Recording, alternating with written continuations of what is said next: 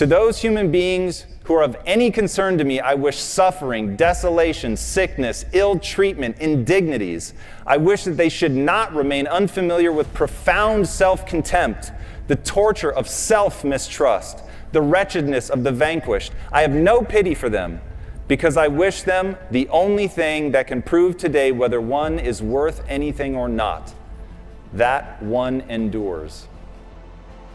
Our car has a governor. It can go 130, but the governor's set for 92. So you're sitting there trying to race a Corvette.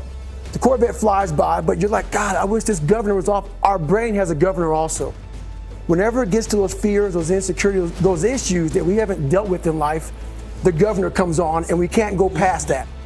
There's a lot of potential you locked in your genetic code. And then if you put yourself in a new situation, then the stress, that's the situational stress that's produced by that particular situation, unlocks those genes and then builds new parts of you. The second law of thermodynamics is that everything moves towards entropy. Life is chaos. It takes an inhuman amount of effort to bring order to that, to find success in the middle of that. So while I cannot promise you success, I can promise you failure. I cannot promise you happiness, but I can promise sadness. So if you know those are the guarantees and the other things are the things that you have to strive for, you better be striving in service of something that in and of itself is interesting to you.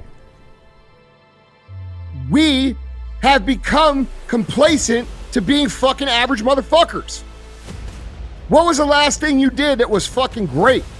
How's your bank account? What's your fitness look like? How's your family life? You're like the potential composite of all the ancestral wisdom that's locked inside of you biologically. But that's not going to come out at all unless you stress yourself, unless you challenge yourself. And the bigger the challenge you take on, the more that's going to turn on. For me, the very meaning of life is to see how many skills I can acquire that have utility and then put that utility to the test. Said another way, I want to wring every bit of potential out of myself that's possible. Because having potential is very different than doing something with that potential.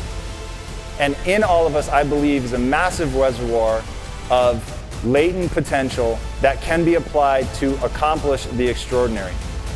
If you got to the point where you could look at the darkest things, so that would be the abyss, right? That would be the deepest abyss. If you could look at the harshest things, like the most brutal parts of the suffering of the world and the malevolence of people and society, if you could look at that straight and directly, that would turn you on maximally.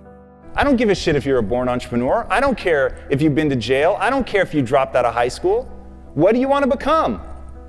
And what price are you willing to pay to get there? The best motherfucking thing you can do is to start realizing the unrealized potential in yourself, because it sets an example not just for your kids, not just for your spouse, but it sets an example for your neighbor. And when your one neighbor catches it, their neighbor catches it. And when their neighbor catches it, soon you got a group that's caught it. Then you got a community that's caught it. Then you got a city that's caught it. Now you got a fucking state that's caught it. You have an obligation to do the best that you can. You have an obligation to be better than you were fucking yesterday. If you truly believe that human potential is limitless, how you decide to spend your time is a spiritual consideration. You set up something as valuable. You decide that you're going to do that instead of other things, so that's kind of a sacrifice, because you're sacrificing everything else to pursue that. And then you experience a fair bit of positive emotion and meaning as you watch yourself move towards the goal. And so the implication of that is that the better the goal, the more full and rich your experience is going to be when you pursue it. Every single motherfucker has the potential to be great. You might not become the richest person in the world. Maybe that's not even what you want to become.